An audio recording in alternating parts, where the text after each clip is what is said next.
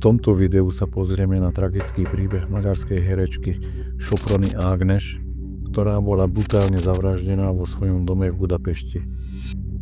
Jej syn Petrovci András a jeho priateľ Lázár Zsolt ju usmrtili z túžby po jej majetku.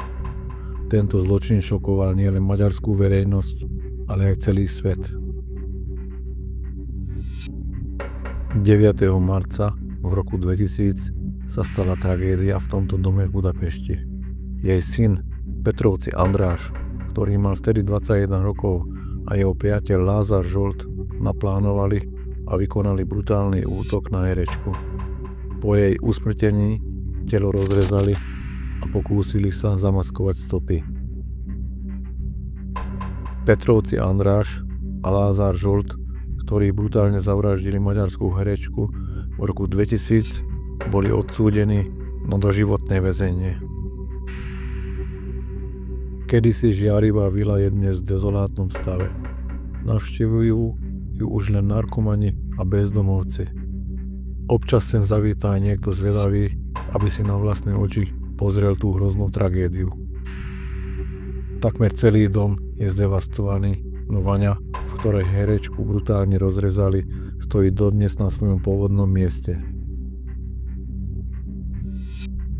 V chladný skorý jarný večer sa Ágnes, jej syn András a jeho priateľ Zsolt nachádzali vo vile. To bolo bežné. Obrovská nehnuteľnosť bola dostatočne priestranná, aby sa obaja mladíci mohli pokojne izolovať na poschodí, kým herečka žila svoj život dole. V tejto oddelenej situácii si chlapci pokojne prešli scenár vraždy.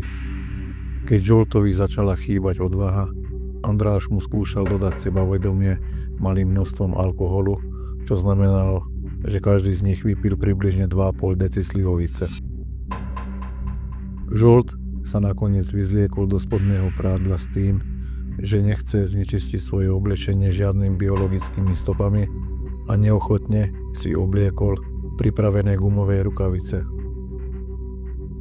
Mladíci, ktorí sa nakoniec odvážili aj vďaka alkoholu, najprv vykúkli do izby, kde už Soproni Ágnes spala.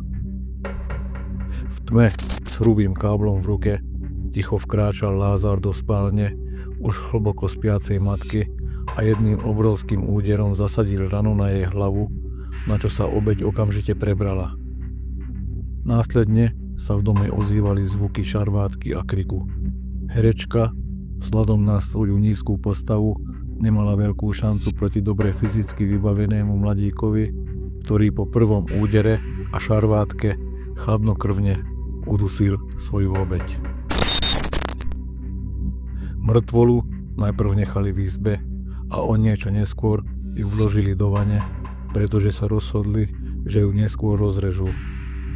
Mäkké časti tela vyliali do odpadu, ostatné časti vložili do nylónového vreca a potom do ruksaku. Obaja kamaráti potom pešo a mestskou dopravou vyrazili do blízkeho lesu. Tam rozptýlili pozostatky, ktoré zlikvidovali zvieratá, okrem hlavy ženy, ktorú ukryli v dutine stromu.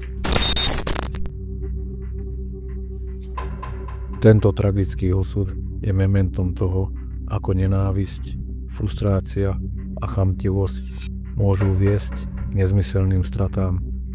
Tento prípad otriasol celým Maďarskom a dodnes šokuje verejnosť. Pamiatka herečky však žije ďalej v jej umeleckých dielách a spomienkách tých, ktorí ju poznali.